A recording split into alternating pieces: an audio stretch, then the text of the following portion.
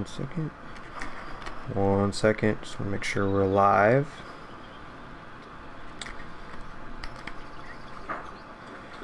Uno momento. Make sure we are live. We are live. Okay. Awesome. Alright, so what's going on, guys?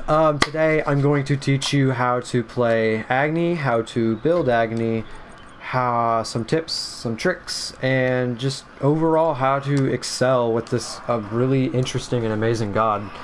I'm just gonna go in with our diamond skin. I like it. So as you can see, I have him diamond. I've probably played AGNI more than any other god I've played out of the 4 diamond gods I have. I like him a lot. He's very interesting. His combos can be put into games in 1,000 different ways. A lot of people in the Smite community like calling him the overall god of balance. They can judge gods by how is he better than AGNI, is he worse than AGNI, does he have the CC of AGNI, the damage. I overall like AGNI a lot. He is a very, very, very interesting god and a very good god for that. So let's just go right into it. So for starter items, you could go Vampiric Shroud or Sands of Time. Either one works very well. I prefer Sands of Time, honestly, but Vampiric Shroud does work very well if you do need that that early game sustain in Conquest or anything at all. Let's say you're not going to go into a starter item, that's okay too. If you need, are you going against gods? Again, subjective. If you're going up against gods that are very mobile, I go straight into Shoes of Magi. I personally like doing that quite a bit. It does help quite a bit. But let's say that you're not in that bad of a situation, you just want that damage as quick as possible.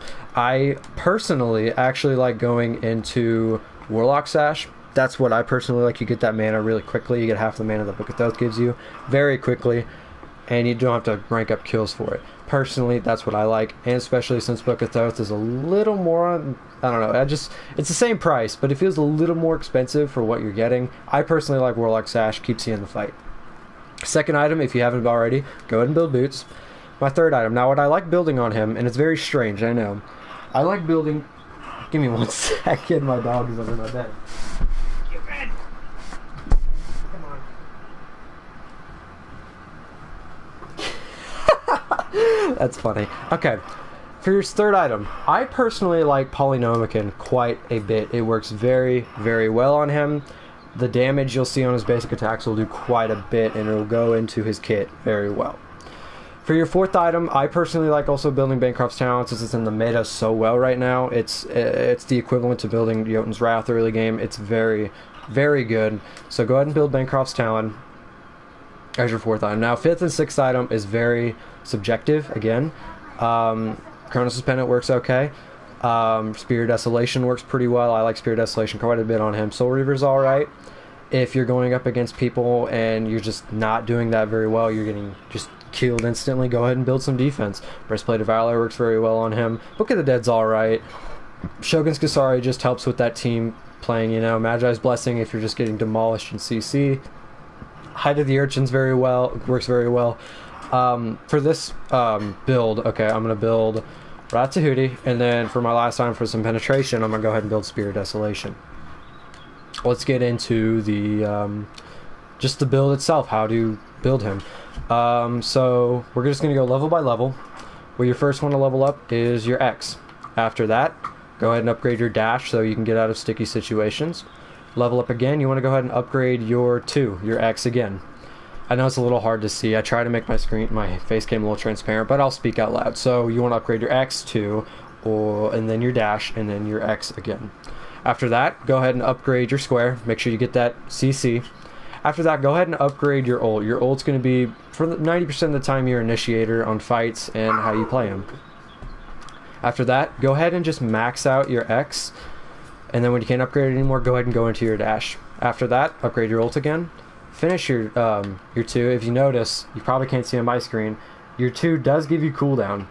It's the only thing in AGNI's kit that gives you cooldown when you upgrade it, and it's your wave clear. Works very well on him.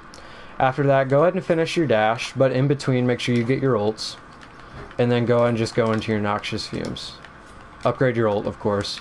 Go into Noxious Fumes and upgrade your ult. Alright, so these are your builds. Oh, I forgot to mention relics. Relics are very subjective again. If you're going up against I don't know, let's say Scylla, and you just can't handle that burst damage, Aegis works very well. If you're going up against somebody like Nuwa, and you need something to just get out of there quickly, because you know how Polynomican can hit hard, you know how her minions and that explosion can hit hard, maybe you need beads, get out of there quickly. Bracer works very well, I like Bracer quite a bit. But again, these are very subjective. Now on to how to build him, or how to use him in aggression. So what you're going to do is 90% of the time, you want to like I said, you want to initiate with your ult and throw your Noxious Fumes out. You never, ever, ever want to start any of your abilities off while using your Noxious Fumes. So, because when you do this, it's very predictable, right? You can get out of it really quickly. It doesn't take very much. Yeah, you can get the stun off, but there's better ways to get the stun off. What I usually like doing, and what I've noticed is very, very, very effective, is just throwing anything out first. See how that quick that stun comes out? It's very hard for people to avoid that, and you can just instantly stun them. But again, like I said, make sure you do not use Noxious Fumes as your first way to aggress on somebody or start a team fight. Now on to combos. Combos, usually, like I said, you want to initiate with your ult like this. Throw your ult, Noxious Fumes, throw your 2, and a Polynomican. Just like that. Now it's a little bad of an example just because this Raw has no protections, but I've played AGNI with games where he has... Oh, I got a puppy, sorry. There are games where I've had 60,000, 70,000, 80,000 damage with AGNI because he's just so powerful. I really do recommend just you initiating on that. And let's say you're ahead on things and you just want to get the kills quickly. Throw your dash, Noxious Fumes, 2, and Polynomican, and then you can throw ult on them if they haven't died yet. But usually if you're ahead, then you can just throw your 2 and Polynomican and it kills them instantly. So yeah, that's basically it. I'll just go over it one more time because I went pretty quickly.